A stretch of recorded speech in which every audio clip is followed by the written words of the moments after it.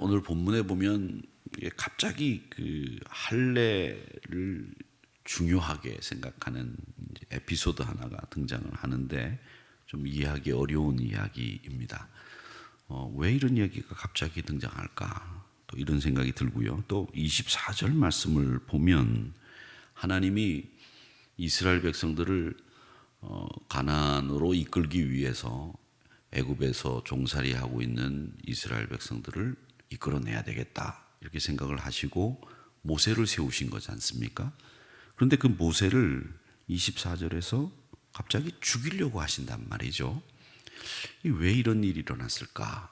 이런 의구심이 드는 본문입니다. 그래서 이 본문에 나오는 내용은 사실 난해 구절이고요. 또 왜 이 구절이 여기에서 하나님이 이런 행동을 하시는 것을 기록해 두었을까? 이런 생각을 하게 만드는 본문입니다. 애굽으로 떠나는 이제 이 모세가 장인 이드로의 집에 이제 방문을 해서 이드로에게 애굽으로 가는 이유에 대해서 설명을 쭉 합니다. 그런데 그 설명을 하는 이유가 뭐냐면 18절 중반절에 보면 애굽에 있는 내 형제들에게로 돌아가서 그들이 아직 살아있는지 알아보려 하오니 나로 가게 하소서 이렇게 돼 있단 말이죠. 그러니까 지금 모세가 애굽에 가는 이유는 이스라엘 백성들을 노예 생활에서 건져내고 가나안까지 이끌기 위해서 이제 애굽으로 가는데 그 이야기는 싹 빠져 있고 아직도 내 형제가 살아있는지 알아보기 위해서 갑니다. 이렇게 얘기를 하는 거죠.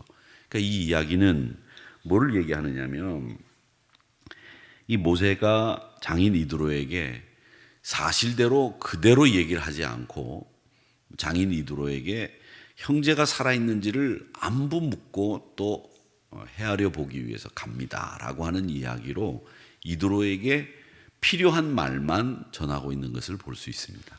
그러니까 이것은 모세가 이드로에게 사실을 다 이야기하지 않고 그 이드로의 눈높이에 맞추어서 이야기를 하고 있다. 이 얘기를 우리가 오늘 이 말씀에서 보게 되는 겁니다. 그러니까 우리가 대화를 할 때 이 모세의 이 이드로와 대화하는 이야기를 보면서 꼭 모든 것을 다 어른들에게 이야기하는 것보다 어른들의 눈높이에 맞추어서 말씀을 드리는 것이 맞겠구나 이런 생각을 하는 겁니다.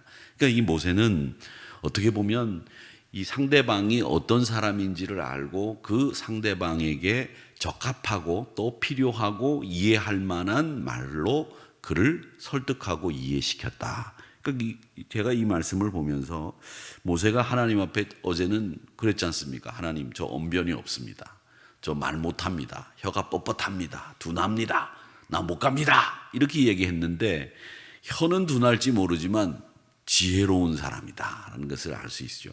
그러니까 이드로가 이해할 만한 말만큼만 하는 이런 지혜로운 사람이었다라는 것을 우리가 보게 되는 겁니다.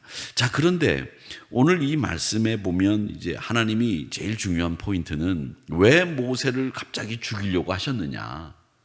모세를 영도자로 세웠는데 그러면 영도자를 다른 사람을 하나님이 생각하고 계셨느냐? 그건 아닌 것 같고 왜 하나님이 그러면 갑자기 모세를 죽이려고 하셨느냐 이겁니다. 이런 부분에 대해서 우리가 한번 생각해 보려고 하는데 이제 이드로에게 찾아가서 자신의 계획을 알리고 난 뒤에 이제 모세가 그렇게 한다고 하니까 이드로도 모세의 뜻에 존중을 하죠. 그렇게 해서 19절에 보니까 미디안에서 모세에게 이르시되 애굽으로 돌아가라 이렇게 얘기를 하는데 이드로도 모세에게 평안히 잘 다녀오거라 이렇게 이야기를 합니다. 그래서 이제 모세가 애굽으로 돌아가는데 그 돌아가는데 어제 제가 말씀드렸죠. 20절의 말씀에 그가 모세가 하나님의 지팡이를 손에 잡았더라 이렇게 되어 있습니다. 그러니까 하나님의 지팡이가 된 거예요. 모세의 지팡이가 집어던져서 뱀이 됐다가 그 꼬리를 잡으니까 다시 지팡이가 됐어요. 그러면서 그 지팡이가 모세의 지팡이가 아니라 누구의 지팡이가 됐느냐면 하나님의 지팡이가 됐다는 겁니다. 즉 하나님이 이제는 모세를 확실하게 붙잡고 그를 인도하시게 됐다라고 하는 말씀을 20절에서 하고 있는 겁니다. 그래서 이 하나님의 지팡이라고 하는 말은 모세가 가지고 있던 지팡이지 다시 하나님이 모세에게 주신 지팡이는 아니고 그 모세의 지팡이가 하나님의 지팡이가 됐다. 이제는 모세가 모세의 삶을 사는 게 아니라 하나님이 인도하시는 삶을 살게 됐다라고 하는 뜻으로 이 하나님의 지팡이라고 하는 말씀을 하고 있다는 것을 우리가 알 수 있습니다. 자, 그러면서 하나님이 모세에게 뭐라고 얘기하시느냐. 모세야, 너 가가지고 우리 민족을 데리고 내가 가겠다. 이렇게 이야기할 때 그 바로가 거절할 거다. 그러니 이 거절하는 것에 대해서 미리 알고 있어라. 이렇게 이야기를 하십니다. 그러면서 하나님의 계획을 쭉 설명을 하시고 이야기를 하시게 되는 거죠. 하나님의 지팡이가 함께 하시고 그동안 모세를 위협했던 모든 세력들이 다 사라지고 모세가 애굽으로 돌아간다라는 이야기를 이제 하고 있다는 것입니다. 그러니까 이 말씀을 보면서 아하, 모세가 장인 이드로에게 눈높이에 맞춘 말씀을 해서 설득을 하고 이해를 구하는구나. 이드로는 평안히 가라고 하는 축복을 모세에게 베풀어 주시는구나. 그리고 애굽으로 돌아가는 길에 하나님께서는 그에게 하나님의 지팡이를 손에 들게 하셨구나. 그리고 위협하고 죽이려고 하는 세력들을 다 제거하셔서 하나님이 계획하신 바를 이루시려고 하는구나. 그러나 바로는 하나님이 그렇게 이야기를 하고 바로가 하나님의 이야기를 계획을 설명해도 보내주지 않는다고 하는 거절이 이루어질 거다라고 하는 하나님의 계획표까지 이 모세에게 쭉 설명을 해 주시는구나 라는 것을 우리가 이 말씀을 보면서 알게 됩니다.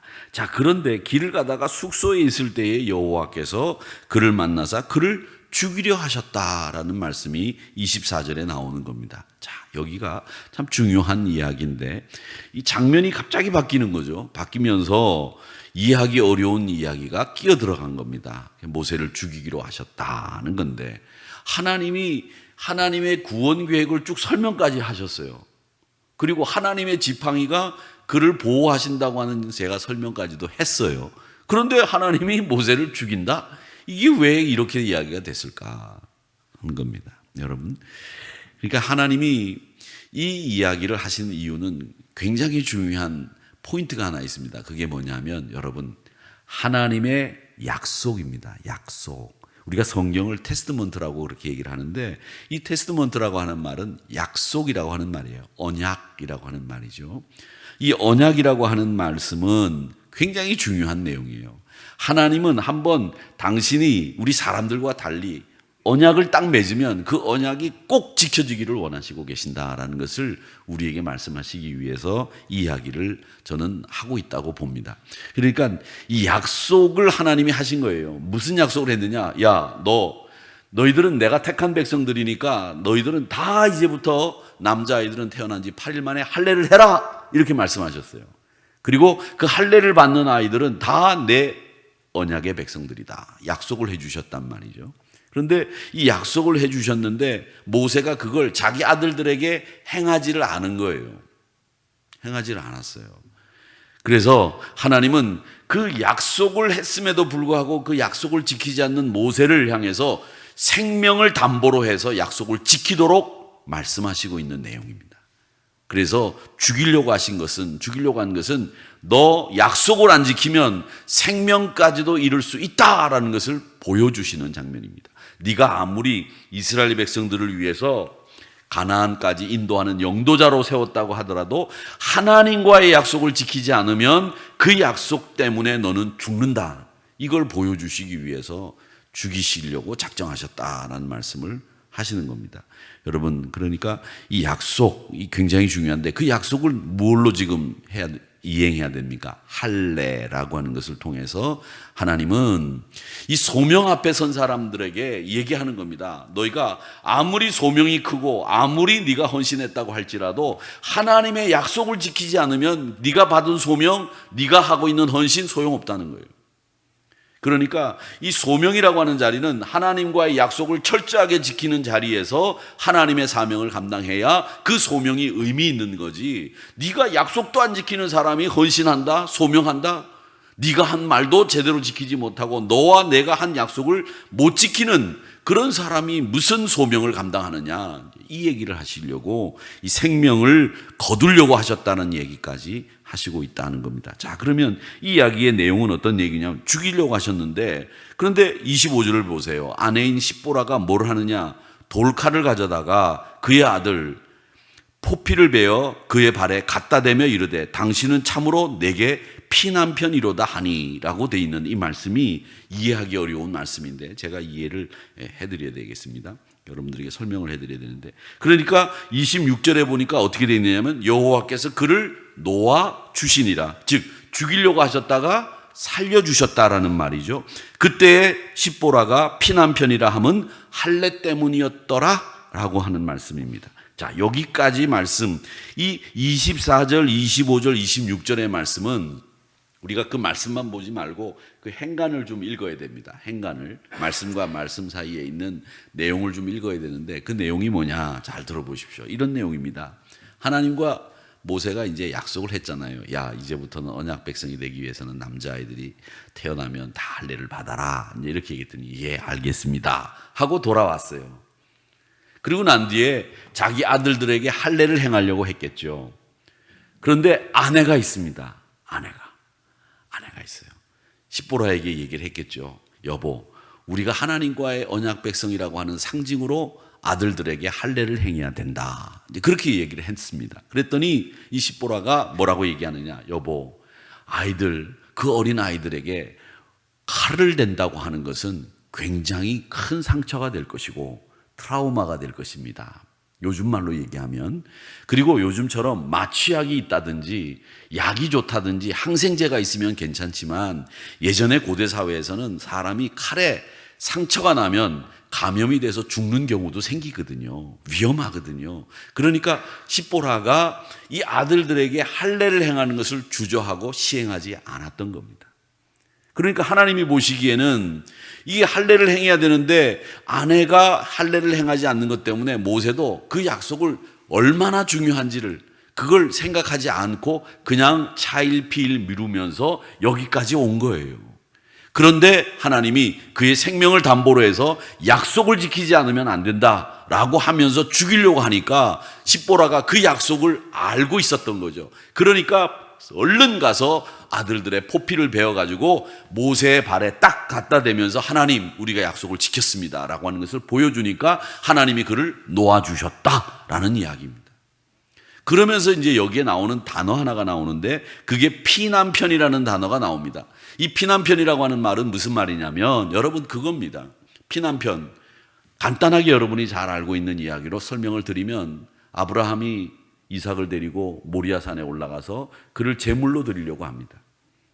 그런데 그 제물로 드리려고 하는 이 아브라함이 이삭을 바치려고 할 때에 하나님 앞에 순종하려고, 하나님이 말씀을 하셨기 때문에 그 순종하기 위해서 아들 이삭을 데리고 3일 길을 가서 아들을 이제 제물로 바치려고 하잖아요. 자, 그건 뭐냐, 이 피남편이라고 한 말을 설명드리기 위해서 아브라함 얘기를 말씀드렸는데 이겁니다. 내가 하나님 앞에 순종하기 위해서 어쩔 수 없이 가족들에게 가는 고통, 내가 하나님의 말씀에 순종하기 위해서 아들 이삭을 죽여야 되는 이런 애통함과 고통, 이게 피남편이라고 하는 뜻의 본래 뜻입니다. 즉 그러면 이삭의 입장에서는 아버지는 어떤 사람이냐, 아버지가 하나님의 말씀에 순종하기 위해서 나를 죽여야만 하는 사람이죠. 그러면 아버지는 어떤 사람이냐, 피아버지가 되는 거예요. 피아버지가.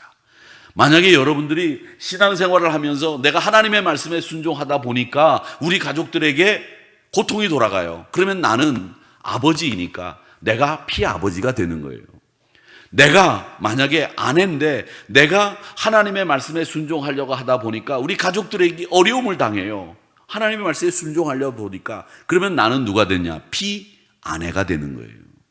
오늘 여기서 피남편이라고 하는 것은 당신이 하나님의 말씀에 순종하려고 하다가 우리 아들들이 죽을 뻔했습니다. 그러니 당신은 피남편입니다. 이 얘기입니다. 그러니까 피남편이라고 하는 뜻은 하나님의 말씀에 순종하려고 하다 보니까 그 가족들에게 돌아가는 고통이 있게끔 만드는 사람, 그 사람이 피남편입니다.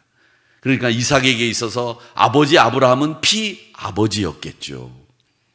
드보라가 전쟁에 나가가지고 하나님 앞에 싸우려고 할 때 그 가족들이 어려움을 당할 때 그 가족들에게 있어서 드보라는 피아내였겠죠. 여자였으니까.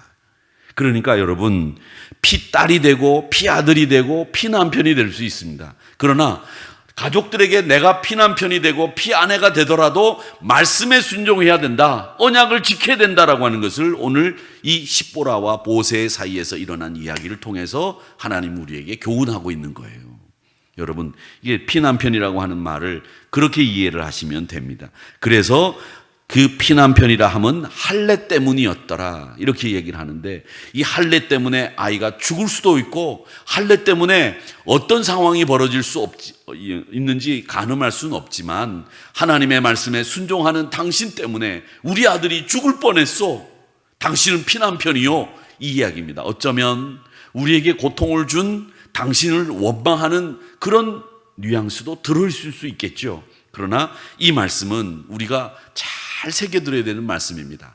우리가 가족들에게 고통을 주더라도, 또 혹은 내가 이스라엘 백성들을 영도해내야 되는 위대한 소명을 받았음에도 불구하고 하나님은 언약을 지키지 않는 순간에는 생명도 거두신다고 하는 것을 분명하게 당신 뜻으로 보여주고 있는 장면이 바로 이 세 절의 말씀, 24절, 25절, 26절의 이 말씀이라고 하는 겁니다. 그러니까 이 말씀은 어떻게 보면 가장 우리에게 하나님은 당신이 어떤 분인가를 보여주는 부분이다라고 하는 것을 우리가 보게 되는 겁니다. 그래서 이 아내 십보라에게 있어서 모세는 피남편이었습니다. 이렇게 해서 어떻게 되느냐, 온 가족이 이제 언약 백성이 되는 거죠. 아들들도, 게르솜을 비롯한 모세의 아들들도 그렇고 아내도 그렇고 모두가 하나님의 언약 백성의 일원이 되어서 하나님의 소명을 감당할 수 있는 위치에 온 거죠. 그걸 이야기하는 겁니다. 그러고 난 뒤에 모세가 누구를 만나느냐 하면 아론을 만나게 돼서 이제 본격적으로 그의 언변이 능하지 못한 것까지 하나님이 채워주셔서 그로 하여금 바로에게 가서 하나님의 일을 감당할 수 있도록 만들어주시는 장면이 이 4장에 나오는 내용이다라는 것을 우리가 기억하게 되고 또 알게 됩니다. 아버지 하나님께서 언약 백성을 이끌어야 되는 모세에게 애굽으로 떠나기 전에 가족부터 언약 백성으로 분명하게 네 정체성을 정해라, 이렇게 말씀하시는 부분을 우리가 오늘 이 말씀을 통해서 배우는 겁니다. 확고하게 네가 언약 백성이 되지 않으면 사명 감당하는 거, 소명의식 소용없다는 겁니다. 가장 중요한 것은 우리에게 언약을 지키느냐 지키지 않느냐, 이게 가장 소중하다는 것을 하나님은 우리에게 다시 보여주고 있다라는 것입니다. 그래서 하나님은 말이죠, 우리에게 언약을 기억하게 하시고 그리고 그 언약 안에 있을 때에 그 백성들을 돌보시고 하나님의 구원 계획표를 이루어 가시는구나라는 것을 알 수 있습니다. 어제 이 모세가 때를 분별하는 지혜를 가지고 있었고 애굽의 왕자라고 하는 특권을 내려놓는 결단이 있었습니다. 이렇게 말씀을 드렸는데, 그가 가지고 있는 은사, 그가 가지고 있는 특권, 이건 누구를 위해서 써야 되는 것이냐 하면 이스라엘 백성들을 가나안까지 이끄는데 쓸 수밖에 없는, 써야 되는 그런 은사요, 특권이었다라는 것을 우리가 배우게 됩니다. 그래서 애굽의 왕자로서 가지고 있었던 특권을 내려놓게 만드는 결단을 통해서 하나님은 이스라엘 백성들을 이끌 수 있도록 그에게 은사를 주시고 특별한 권세를 주셔서 하나님의 백성을 이끌도록 하되, 그에게 먼저 언약 백성이라고 하는 분명하고도 확고한 정체성을 딱 심어주시는 그 장면이 오늘 이 말씀에 나와 있다라는 것을 알 수 있습니다. 항상 우리의 마음에 또 우리의 몸에 이 할례를 통해서 하나님의 언약 백성임을 잊지 않고 항상 그 언약 백성으로서의 삶을 살아가는 저와 여러분이 되시기를 주님의 이름으로 축원합니다.